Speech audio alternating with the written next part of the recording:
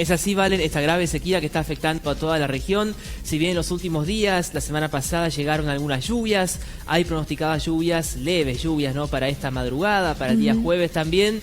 También algunas medidas del gobierno, pero hay que ver si esta situación se revirtió o esta crisis continúa, porque sabemos que en el campo no es que de un día para el otro cambia totalmente el panorama. Así es. Para hablar sobre estos temas, Valen, vamos a saludarlo a Héctor Martínez, que es el gerente de la Bolsa de Cereales de Entre Ríos. Héctor, mucho gusto. Valentina, Gonzalo, aquí de Canal 6, los saludamos. ¿Qué tal? Buenas tardes, Valentina, Gonzalo, gracias por el espacio y buenas tardes para la audiencia. Un gusto. Igualmente para nosotros. Bueno, Héctor, en primer lugar, cuéntenos, de acuerdo a los datos que maneja la Bolsa de Cereales de Entre Ríos, a través del sistema de información de la Bolsa de Cereales, el proyecto Ciber, ¿cómo está el panorama general de los diferentes cultivos, ¿no?, aquí en la provincia? Bueno, recién en la introducción señalabas este evento de precipitación que se tuvo sobre el fin de semana, que realmente en alguna zona no muy amplia, fue abundante, si se quiere, por encima de 80 a 100 milímetros, pero que corrige parcialmente en esa zona en particular lo que ha sido la contundencia de este año Niña por tercer año consecutivo y que no ha cortado para nada, digamos, el panorama que se venía observando con respecto a los cultivos que hoy están implantados en la provincia y los más preponderantes en cuanto a superficie, que son lo de la soja de primera y de segunda, y el maíz, que está prácticamente terminando, concluyendo su ciclo, y por ahí, con alguna ventana que se estuvo haciendo una siembra de ese maíz tardío, que no es mucho, pero que algo se ha hecho. Volviendo a lo que es soja de primera y de segunda, lo que se pudo recoger del último informe, digamos, del Servicio de Información del Ciber, es que tanto la soja de primera como de segunda, en una condición que nosotros la tipificamos entre regular y mala, está prácticamente en el orden del 70%, cuando en años anteriores, incluso siendo Niña, esa condición no superaba el 30 al 40%. Eso marca a las claras del fuerte impacto que está teniendo esta sequía y lo comprometido que va a estar la producción. Ya lo fue en maíz, o lo está haciendo en maíz, y también lo va a hacer en la soja de primera y de segunda, que ya tuvo un recorte importante en cuanto al área de siembra y proyección que tenía.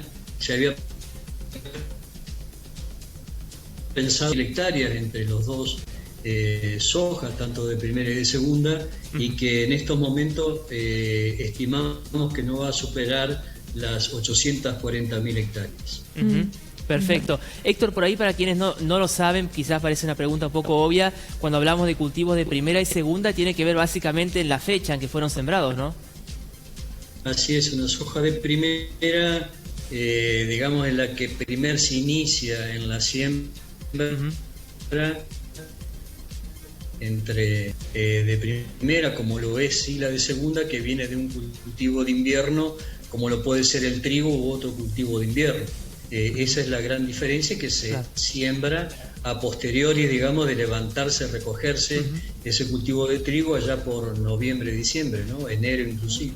Perfecto. Claro. Así que estas lluvias son bienvenidas, pero por ahora no hay un panorama de lluvia generalizada, ¿no? Son chaparrones, en algún lugar puede llover, no sé, 100 milímetros, y en otro lugar a pocos kilómetros quizás llueve 10, 15 milímetros, lo cual todavía no ayuda para recuperar, ¿no?, el nivel de humedad en los suelos.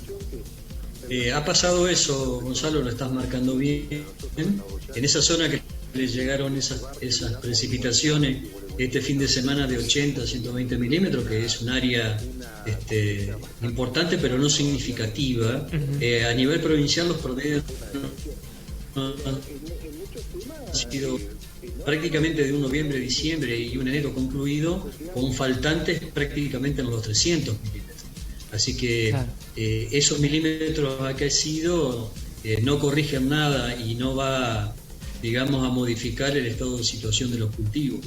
Y hablamos, como vez pasada lo habíamos marcado, Gonzalo, del aspecto productivo de lo que hace al sector agrícola, dando a la cadena forrajera, ya sea del ganado de cría y engorde, como es la lechería también, ¿no? Se ha cortado la cadena forrajera prácticamente, o sea que el impacto productivo en el sector ganadero y lechero también es significativo.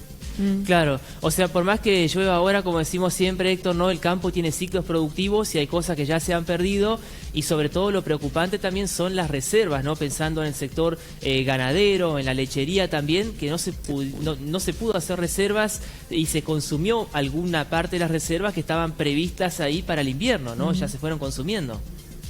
Sí, es así, y esto que marcás, que es una gran faltante, es la imposibilidad, digamos, de recuperar esa cadena forrajera. Los rollos de las pasturas no se pudieron hacer, no tienen el volumen, y tampoco el maíz que se había preparado, eso no ha concluido y no tiene ni siquiera el volumen que se esperaba, o sea que va a haber esa cadena forrajera rota, por supuesto.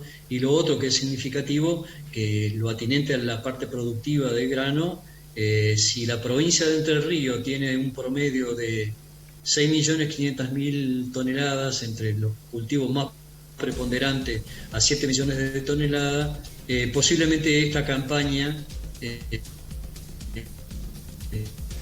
a concluirse 22-23 no esté ni siquiera en los 3.800.000 toneladas. ¿Qué quiero significar? Que el faltante también es